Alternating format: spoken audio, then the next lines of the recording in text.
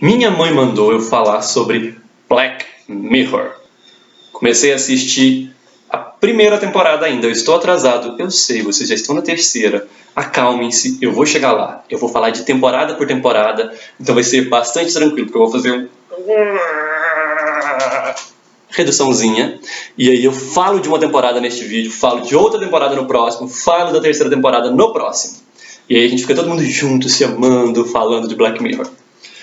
Eu vou falar dessa temporada, primeiro porque eu tive uma surpresa extremamente positiva. Eu sei que todas as críticas e todas as recomendações que eu ouvi foram sempre muito boas, mas eu não esperava que fosse tão bom quanto é tão bom. Antes de tudo, vamos avisar que existem spoilers da primeira temporada de Black Mirror. Embora a primeira temporada tenha saído há séculos, então pra mim isso já não é spoiler. Você não assistiu é porque você é que nem eu, retardado. Então, e daí? Só antes de começar, vamos falar que depois do vídeo passado, em que eu falei de Lady Dynamite, eu consegui fazer 2 pessoas assistirem Lady Dynamite. Lady Dynamite merece ser assistido. Vai lá, assiste, tá no Netflix. Veja Maria Bamford e as maluquices lisérgicas que ela faz. Porque eu não sei o que eu estou fazendo mais da metade das vezes. I don't know what I'm doing. É a musiquinha. Assistam. Vocês vão amar. A musiquinha que passa no final. Sempre. Boa, linda. Todo mundo ama a musiquinha. E aqui um dia a gente vai fazer um vídeo só sobre Lady Dynamite. Temporada inteira. Eu já assisti. É fantástico. É lindo. É amor. Mas vamos falar de Black Mirror. Eu comecei a assistir Black Mirror e vou falar dos 3 episódios individualmente da primeira temporada. Graças a Deus é uma temporada muito curta. Eu posso falar de cada episódio tranquilamente. Se fosse uma coisa como Lost, não daria. E eu também não gosto de Lost. Eu acho chato. A Daniela está aqui balançando sua cabeça porque ela gosta de Lost. E ela acha que vocês vão me odiar porque eu falei que eu não gosto de Lost. Mas eu acho Lost uma bosta. Ela fez... a Daniela tem que aparecer. Vocês façam a Daniela aparecer. A Inha não quer aparecer. Invoquem. Fãs da Inha. Surjam das profundezas. Invoquem esta minha irmã para aparecer no vídeo. Ela não gosta de aparecer. Mas vamos lá. Primeiro episódio é aquele em que o primeiro-ministro britânico é cooptado, olha a palavra bonita, é cooptado a fazer sexo com uma porca para salvar uma princesa. Primeira questão. O tema do episódio, a discussão que envolve o episódio, eu acho ela muito, muito boa. Essa voracidade que nós temos de ver a desgraça alheia, a discussão da mídia, os repórteres malucos lá que saem... A mulher lá leva tiro na perna para conseguir uma imagem da princesa sequestrada. E toda essa coisa midiática, da nossa paixão por assistir a desgraça alheia. A questão do público, que uma hora está a favor do primeiro-ministro, e acontece uma coisa, ele está contra o primeiro-ministro. Todas essas discussões são muito, muito boas, muito pertinentes, muito bonitas e bem construídas. A cena em que a cena de sexo vai ser transmitida ao vivo por todas as TVs britânicas, e a cena anterior ao início da transmissão é fantástica, porque antes da transmissão eles dão um sinal sonoro, um pi, e eles mostram todas as cidades. As ruas estão completamente desertas, está todo mundo vidrado na televisão porque nós somos apaixonados por essas coisas. Essa realidade extrema, essa sede pela desgraça televisionada. Nós somos loucos nisso. E essa discussão é linda, é perfeita, é bem construída. Ao final do episódio eles mostram uma coisa linda, eles mostram que a imagem do primeiro-ministro não foi trincada, ela não sofreu nada. Mas a vida particular dele foi destruída por essa sede das pessoas, dessa sujeira, dessa sordidez que as pessoas têm de assistir às coisas. Mas o foco dramático desse episódio me deixou um tanto quanto descrente. Se eu tivesse assistido apenas a este episódio e não soubesse que os outros poderiam vir a ser muito bons, eu não teria dado seguimento por causa deste erro de foco dramático. Porque eu acho que foi um erro muito primário. O foco dramático deles é muito parecido, para mim é o mesmo, que o de Hamlet. Existe uma dúvida moral. Em Hamlet, a dúvida moral é: Eu mato meu tio para vingar meu pai ou não? No Black Mirror, a dúvida é: eu trepo com a porca para salvar a princesa ou não? Dúvidas morais. Matar um tio é errado, o Hamlet não queria matar, tem todas as coisas intricadas, nós vamos falar de Hamlet aqui. Eu nem gosto tanto de Hamlet, só dou notícias ruins aqui.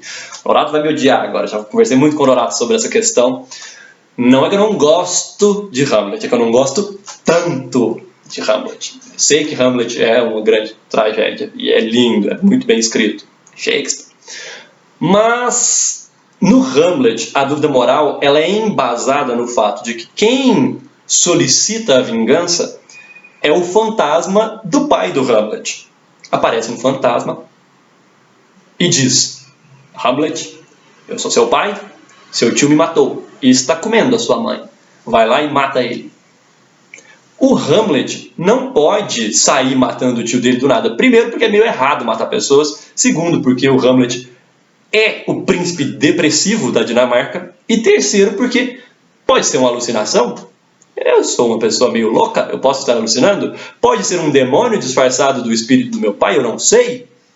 Então Hamlet tem uma dúvida e ele tem que resolver essa dúvida enquanto resolve um monte de coisas mais intrincadas ali. Em Black Mirror, o primeiro-ministro não tem dúvida moral. No começo do episódio, já dizem para ele: nós temos certeza que é a princesa e que ela foi sequestrada. Nesse momento, acabam-se as dúvidas morais. O cara não tem como escolher. Ele tem que ir lá e comer a porca, sexualmente, porque vai morrer uma pessoa.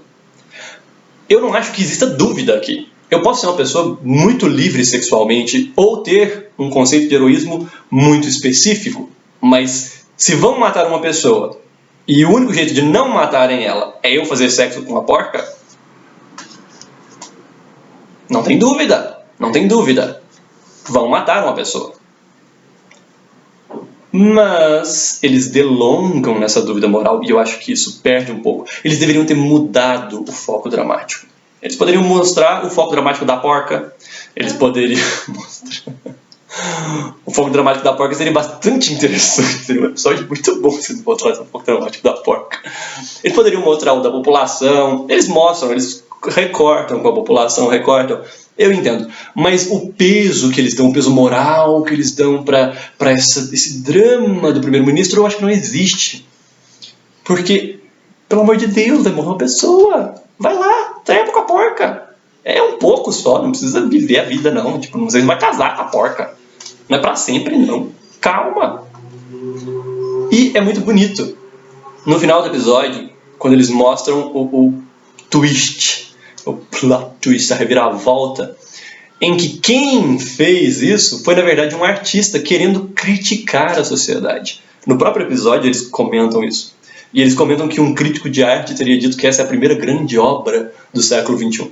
Isso é lindo, isso é muito característico dessa vertente que eles queriam mostrar, desse tema da nossa, de que nós somos vidrados na televisão. E eu acho que isso foi muito bem mostrado.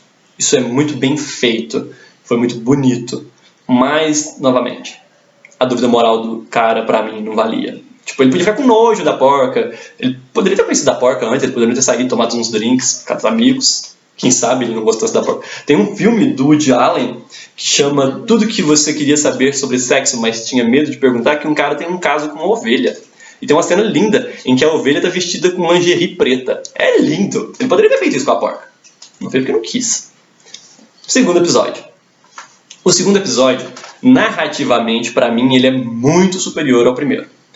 Primeiro, a começar de que, no primeiro episódio, existe um suspense.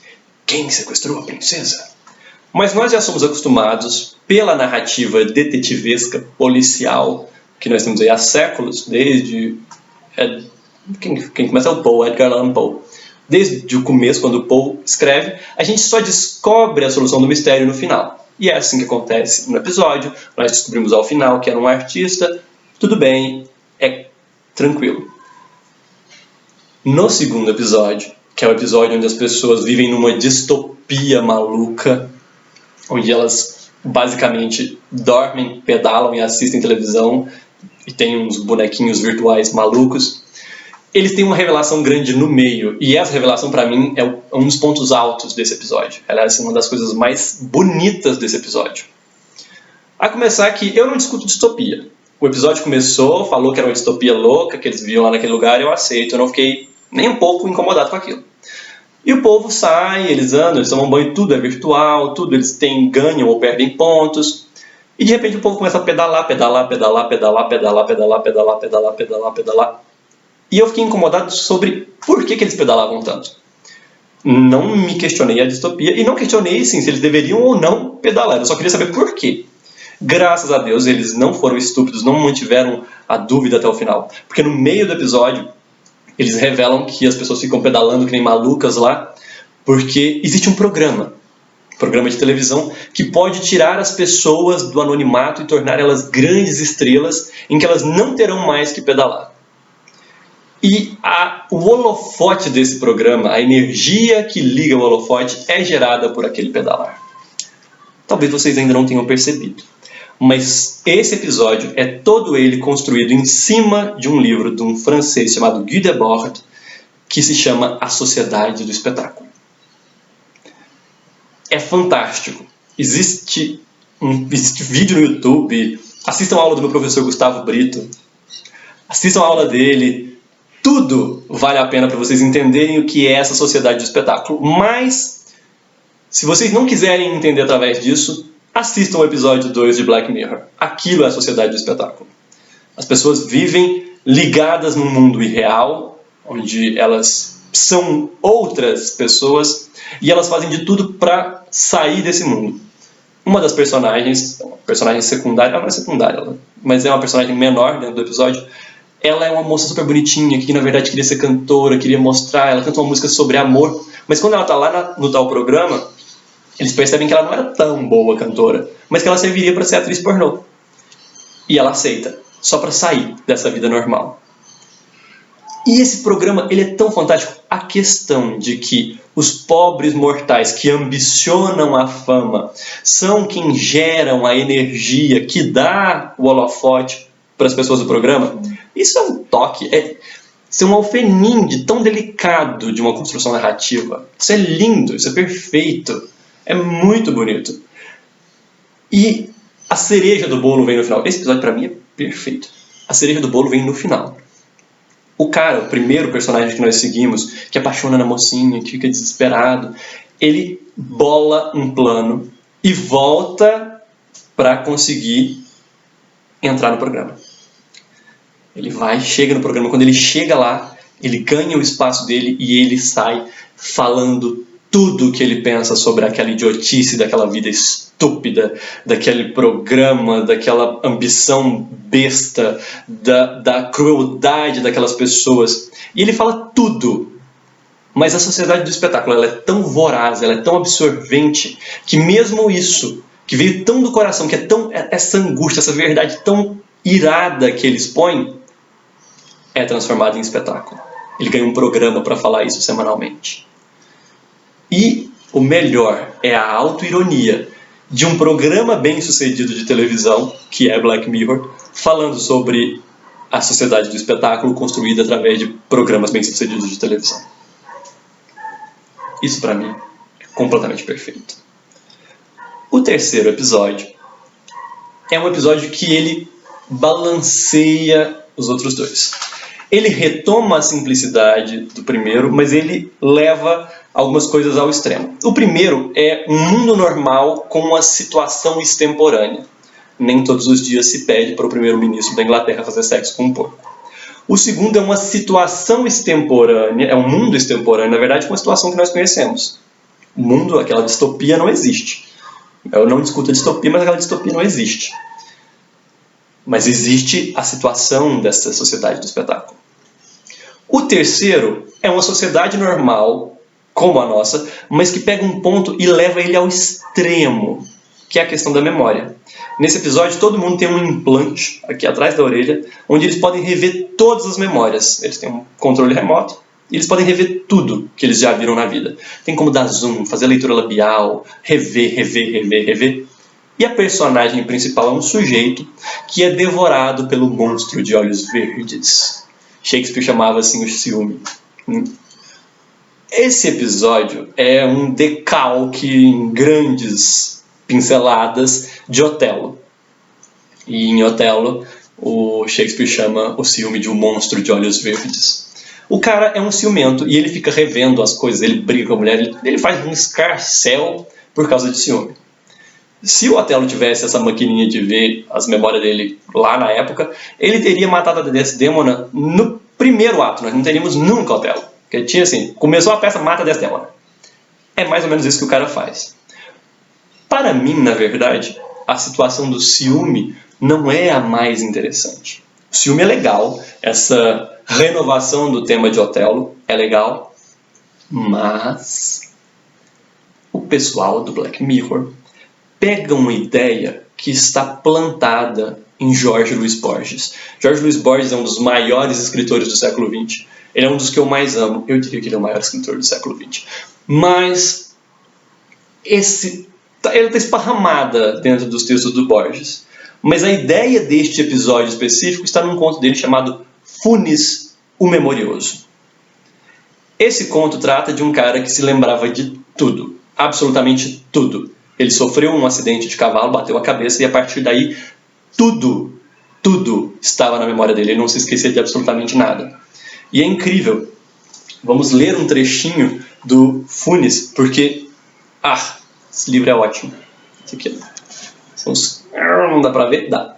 São os contos completos do Borges. E nesse conto, o Borges cria uma das figuras mais memoráveis dele. Eu vou traduzir, então, desculpem se eu demorar um pouco. Falando do Funes, o Borges diz: Não somente lhe custava a ele, Funes, compreender que o símbolo genérico, cachorro, abarcasse tantos indivíduos díspares de diversos tamanhos e diversa forma.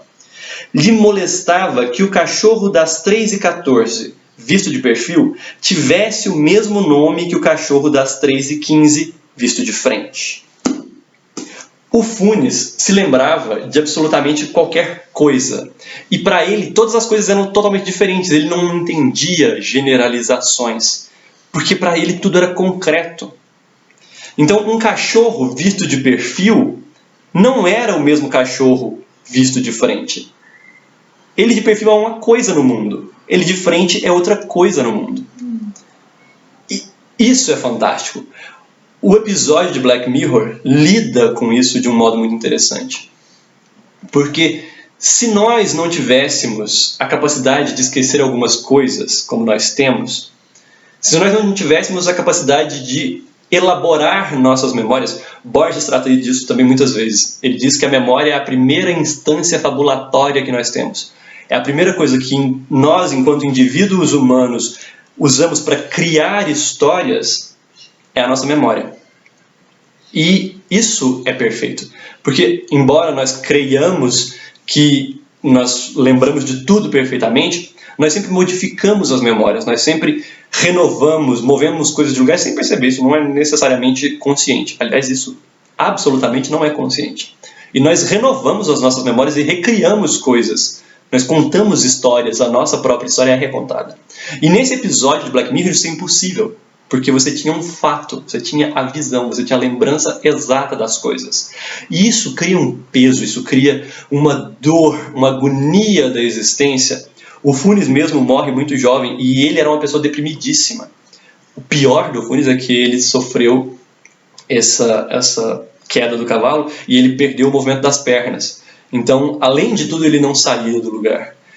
Ele se lembrava de tudo e era imóvel. Então, é um peso da existência, porque tudo é muito concreto, tudo é muito real, tudo é muito palpável. E ele não tinha o alívio de poder esquecer das coisas.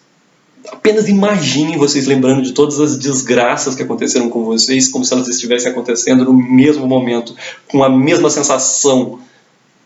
É impossível. É uma dor tão absoluta, tão avassaladora, tão grande, que é impossível alguém suportar. E isso, para mim, é o ponto fundamental de discutir o que é a memória, o que é que nós somos, o que nós criamos. No final do episódio existe uma coisa muito bonita.